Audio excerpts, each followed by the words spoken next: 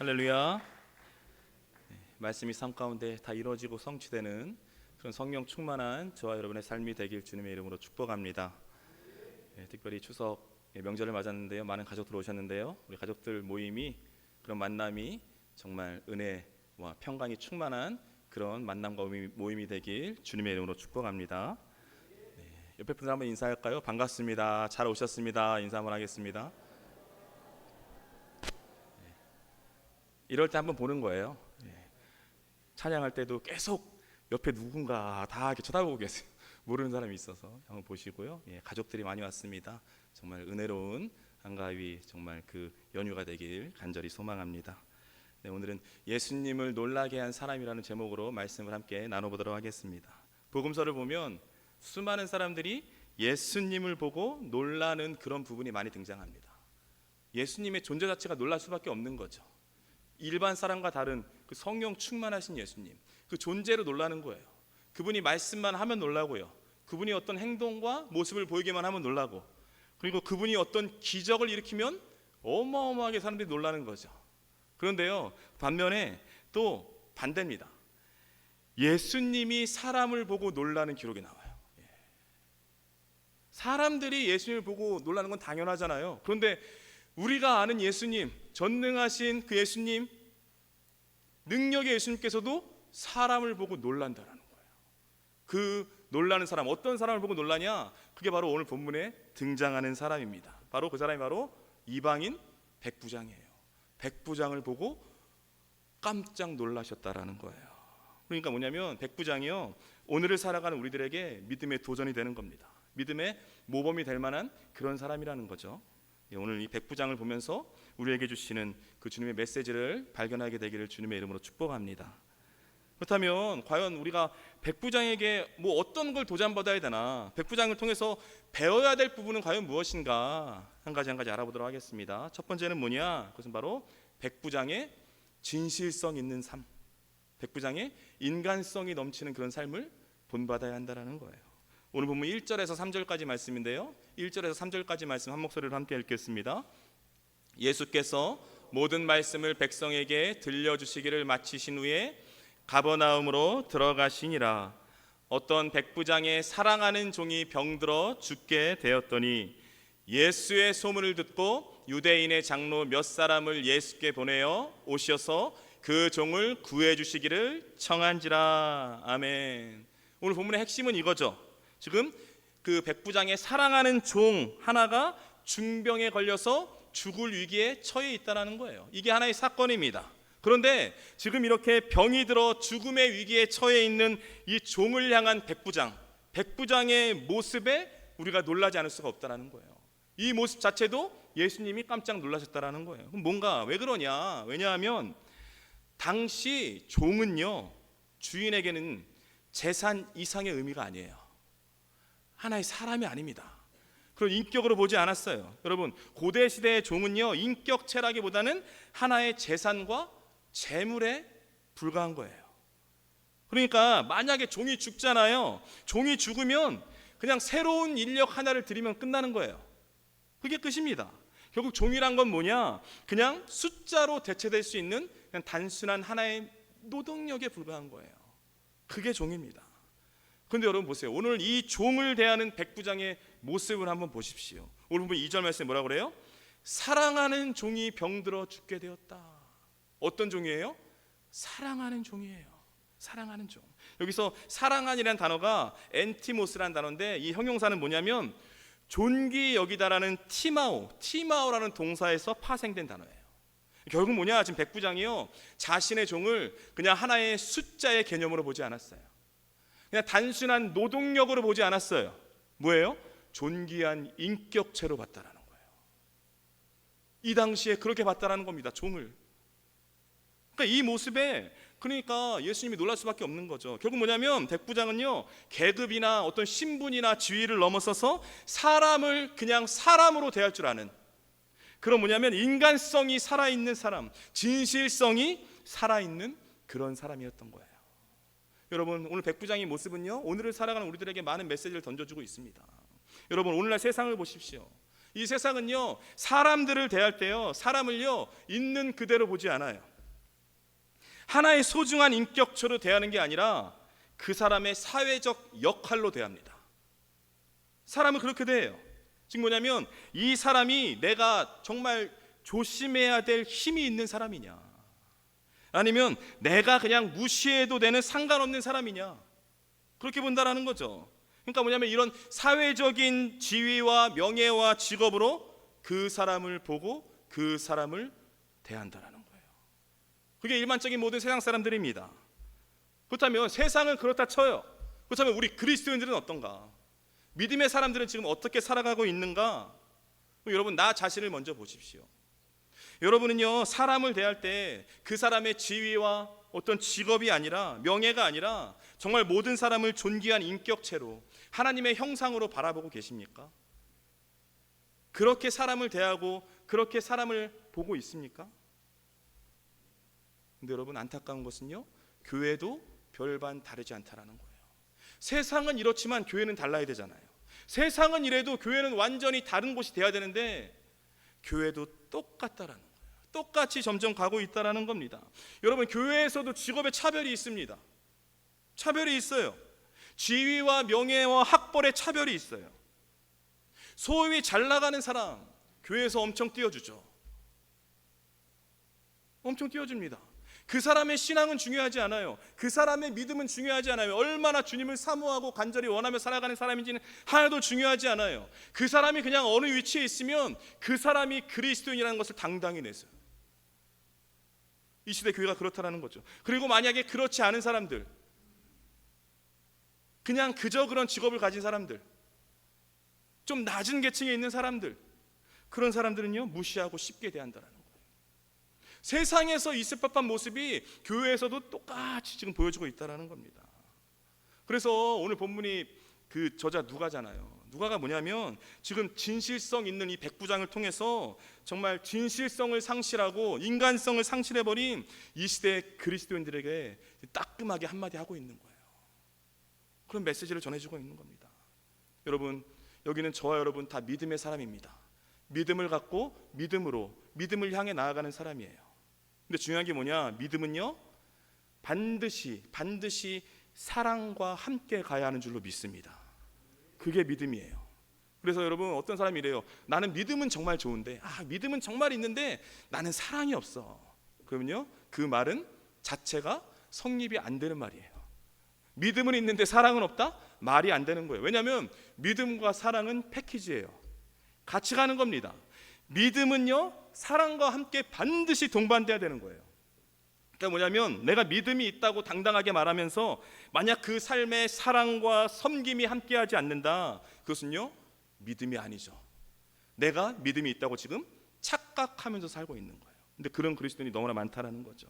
결국 뭐냐면 우리 이 교회가, 우리 그리스도인이 믿음의 공동체, 믿음의 사람이라고 말하면서 정말 부와 성공과 명예를 쫓아가는 게 하나님의 영광을 위한 것이다라는 그런 미명하에 정말 세상에서 힘없고 소외되고 나약한 사람들, 그런 사람들을 등지고 외면하면서 살아간다. 그렇게 살아간다면 정말 그거는요, 진실성이라고는 찾아볼 수 없는 거예요. 인간성이라고는 찾아볼 수 없는 거예요. 이 세상이 그렇습니다. 그러나 교회는 달라야 되잖아요. 이 세상은요, 진실성이 사라졌어요. 인간성이 완전히 사그라들었어요. 그래서 세상에서는요, 법적인 제도로 계속 인권을 얘기해요. 인권을. 그러나 그런 법적인 제도가 아니라 정말 인간성이 살아있다면, 진실성이 살아있다면 그렇게 인권을 내세우지 않아도 된다는 거죠. 여러분, 교회는 달라야 할 줄로 믿습니다. 교회는 세상과 구별돼야 할 줄로 믿습니다. 똑같이 가면 교회가 아닌 거죠. 껍데기만 교회인 거죠. 그냥 껍데기만 그리스도인으로 살아가고 있는 거예요. 사랑하는 여러분, 오늘 백부장 보세요. 백부장은요, 자신의 종을 정말 존귀한 하나의 인격체로 여겼어요. 사랑하는 내 종이라고 표현하고 있잖아요. 그런 진실성 있는, 인간성 있는 사람이었습니다. 그리고 바로 이런 백부장의 모습에 주님께서 놀라셨다라는 거예요. 놀라신 거예요. 그리고 여러분, 바라옵기는요, 백부장처럼 정말 진실성 있는 그런 삶을 살아가십시오. 사람을 사람으로 대하고 인격을 인격으로 대할 수 있는 그런 여러분 인간성을 회복하셔야 됩니다. 회복해야 돼요. 있는 모습 그대로 존귀한 인격체로 여러분 다른 사람들을 바라보세요. 그렇게 바라보셔야 됩니다. 여러분, 이게 바로 그리스도인들의 마땅한 모습인 줄로 믿습니다. 부디 진실성 있는 삶을 통해서 주님을 놀라게 하는 저와 여러분이 되기를 축복합니다. 이 백부장에게 도전을 받고 배워야 될 부분은 과연 뭔가? 첫 번째는 진실성 있는 삶이었고요, 두 번째는 바로 백부장의 겸손입니다. 겸손한 태도예요. 오늘 보면 4절 말씀인데요, 4절 말씀 우리 한 목소리로 함께 읽겠습니다. 이에 그들이 예수께 나와 간절히 구하여 이르되 이 일을 하시는 것이 이 사람에게는 합당하니이다. 아멘. 오늘 본문은 뭐냐? 유대 장로들이 지금 예수님께 와서 간곡히 부탁하는 장면이에요. 이 일을 하시는 것이 이 사람에게는 합당하니이다, 이렇게 말씀하고 있잖아요. 이 말씀이 뭐냐면 지금 이 백부장은, 이 사람은 예수님께서 그렇게 해주실 만한 사람입니다. 그렇게 해주셔야 됩니다라는 거예요. 지금 뭐냐면 지금 장로들이 백부장을 발벗고 나서서 도와주는 거예요. 그렇게 도와줘도 될 만한 사람입니다. 그렇게 이야기해주고 있는 거죠. 그래서 이 말을 들은 예수님이 그냥 아무 말 없이 백부장의 집으로 향해 걸어갔습니다.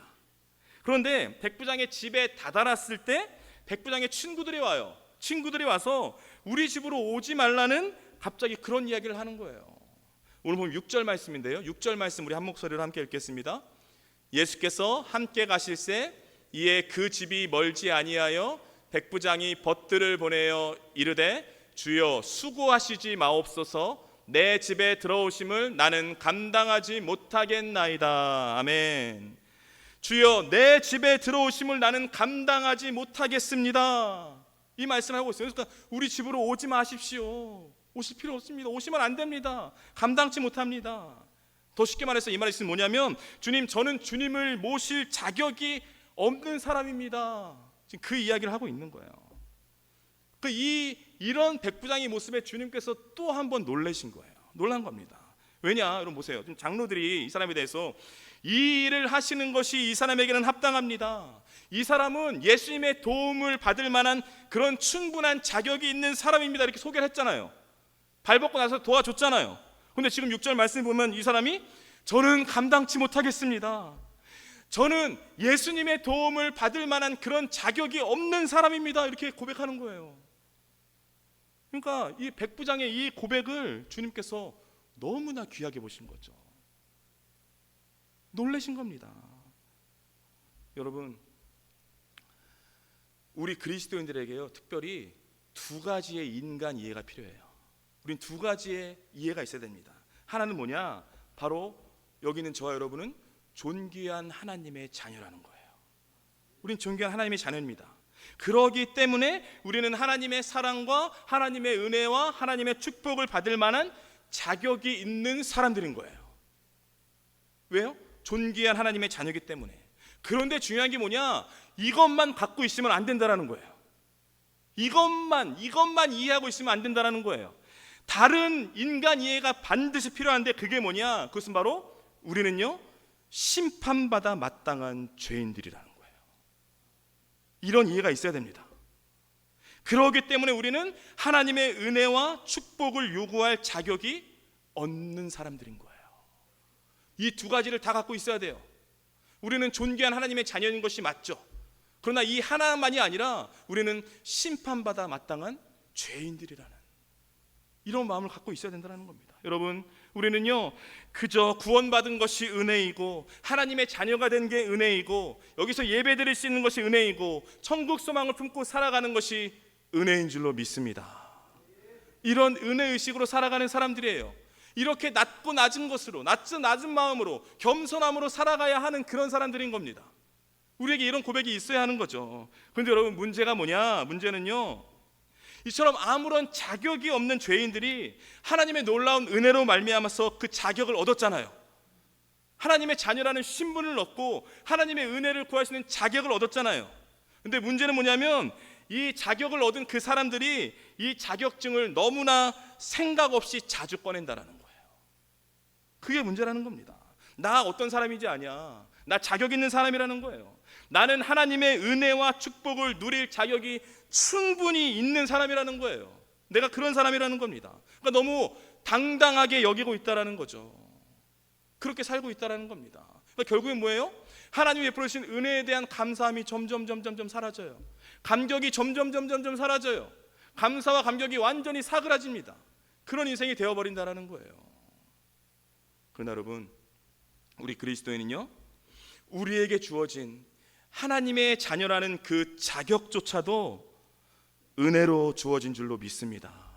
그것도 은혜예요. 결국 뭐냐면 내가 당연하게 생각했던 하나님의 은혜, 당연하게 누릴 수 있다고 여겼던 하나님의 축복이요, 결코 당연한 게 아니라는 것을 깨달아야 할 줄로 믿습니다. 깨달아야 되는 거예요. 여러분, 그래서 이게 바로 오늘을 살아가는 우리들에게 주시는 메시지입니다. 메시지예요. 여러분, 우리가 대한민국에 살고 있습니다. 특별히 또 한국 교회에서 우리가 얼마나 많은 은혜를 누리며 살고 있습니까? 어마어마한 은혜를 다 누리며 살고 있잖아요. 예배 홍수 시대입니다. 은혜로운 설교 어디서나 들을 수 있어요. 설교의 홍수 시대예요. 은혜 홍수 시대, 말씀의 홍수 시대, 예배 홍수 시대, 모든 것이 다 부어지는 그런 시대 가운데 살고 있잖아요. 그런데 여러분 보세요. 우리가 지금 이렇게 누리고 있는 그 많은 은혜, 그 은혜를 많은 사람들이 은혜로 누리지 못한다라는 거예요. 은혜로 보지 못한다라는 겁니다. 만약에 우리가 이렇게 많은 은혜를 누리고 있음에도 불구하고 지금 이것을 은혜로 알지 못하고 은혜로 깨닫지 못한다면 앞으로의 삶 가운데 더 크고 놀라운 하나님의 은혜는 여러분의 인생 가운데 임하지 않을 거예요. 임하지 않을 겁니다. 왜 그렇습니까? 왜냐하면요, 하나님은요, 베풀어 주신 그 은혜를 잊지 않고 늘 기억하고 감사하는 사람에게 갑절의 은혜를 부어주시기 때문입니다. 결국 뭐냐, 은혜는요 쌓이는 거예요. 은혜는 누가 받습니까? 은혜는 기억하고 그 은혜에 감사한 사람이 또 은혜 받는 거예요. 결국 뭐냐면 그 은혜에 감사하는 사람에게 또 다른 감사의 사건이 계속해서 일어나는 줄로 믿습니다. 그래서 은혜를 기억하는 사람에게 계속 은혜가 베풀어지고 감사하는 사람에게 또 다른 감사의 사건이 나타나는 거예요. 그러니까 지금의 은혜에 내가 감사할 줄 모르고 지금의 은혜에 감격할 줄 모른다, 앞으로 그 사람의 삶 가운데 은혜는 없는 거죠. 사랑하는 여러분, 하나님의 은혜를요, 은혜로 고백할 줄 아는 그 겸손한 마음이 회복되어야 할 줄로 믿습니다.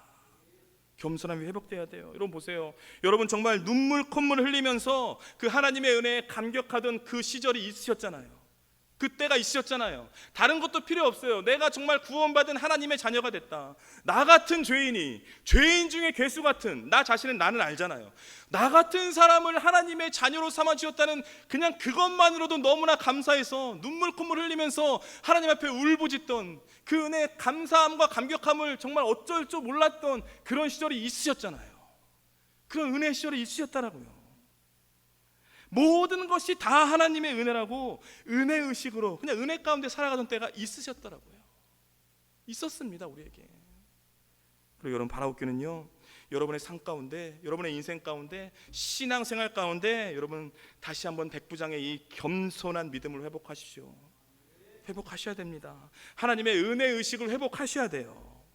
그래서 하나님의 자녀로서의 이제 자격을 내세우는 사람이 아니라 나 같은 죄인에게 그 자격을 주신 그 놀라운 하나님의 은혜에 늘 감사하며 살아가십시오. 바로 이 겸손함이야말로 참된 그리스도인의 모습인 줄로 믿습니다. 그런데 겸손함과 은혜의식이 회복되어서 주님을 기쁘시게 해드리는 저와 여러분이 되기를 축복합니다. 우리가 이 백부장에게 도전을 받아야 돼요. 백부장에게 배워야 될 부분은 과연 무엇인가? 첫 번째, 진실성 있는 삶이죠. 두 번째는 겸손입니다. 마지막 세 번째는요, 백부장의 믿음이죠. 믿음이에요. 오늘 보면 7절 말씀인데요, 7절 말씀 우리 한 목소리로 함께 읽겠습니다. 그러므로 내가 주께 나아가기도 감당하지 못할 줄을 알았나이다. 말씀만 하사 내 하인을 낫게 하소서. 아멘. 오늘 본문을 보면 말씀만 하사 내 하인을 낫게 하소서, 이렇게 지금 말씀하고 있어요. 이 말씀 뭡니까? 주님 말씀만 하십시오. 그럼 제 하인이 나올 줄로 믿습니다. 고백하는 거예요. 그럼 보세요. 지금 이방인이잖아요. 이방인이자 백부장인 이 사람은요, 지금 예수님을 어떤 분으로 알고 있는가? 예수님을 어떤 분으로 인식하고 있는가? 어떤 분으로 알고 있습니까? 예수님을요, 말씀 한마디로 이 사람을 다시 일으킬 수 있는, 말씀 한마디로 죽은 자도 살릴 수 있는 능력의 주님으로 알고 있는 거예요. 그런 전능하신 주님으로 인식하고 있다라는 겁니다. 너무 놀라운 거죠. 너무 놀라운 사건입니다. 즉 뭐냐면 모든 생명의 결정권과 모든 생명의 주권이 주님께 있다는 것을 안 거예요. 알고 있는 거예요. 알기에 믿음으로 이 고백을 올려드리고 있는 것입니다. 여러분, 우리가 믿음에 대해서 계속 이야기하고 있지만 믿음은요, 인격적인 관계와 신뢰 속에서 생기는 거예요. 그게 믿음입니다. 여러분, 사람은 아무리 믿음직한 사람일지라도 결국에는 실망감을 안겨주게 되어 있어요. 왜 그렇습니까? 왜냐하면 이 세상에 완벽한 사람은 존재할 수 없기 때문에. 존재할 수 없습니다. 그러나 여러분, 우리가 따르는 하나님, 우리가 믿는 하나님은요, 실수가 없으신 변치 않는 하나님이신 줄로 믿습니다. 한 번 약속하신 것은 반드시 지키시는 신실하신 분인 줄로 믿습니다. 그런 함인 거죠. 즉 뭐냐면 우리가 믿음을 얘기하지만 믿음이라는 게요, 내가 믿어야 돼 이렇게 계속 뭐 쇠뇌하는 게 아니에요. 이렇게 쇠뇌를 하거나 내가 믿습니다라고 아주 강한 발음으로 고백한다고 믿어지지 않아요. 그렇게 믿음이 생기는 게 아닙니다. 믿음은 그런 게 아니에요. 뭐예요? 믿음은요, 살아계신 하나님을 인격적으로 알고 만나게 될 때, 그분을 만날 때 자연스럽게 일어나는 반응인 줄로 믿습니다. 믿음은 반응인 거예요. 결국 뭐냐? 내가 주님을 알고 경험하고 깨닫는 만큼 믿음이 점점 더 커진다라는 거죠.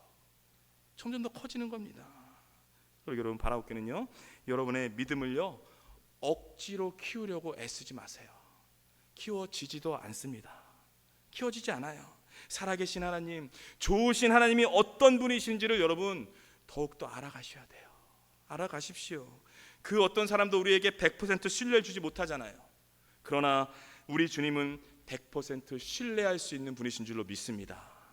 그러기에 그런 그분을 절대적으로 믿고 추호도 의심하지 마십시오.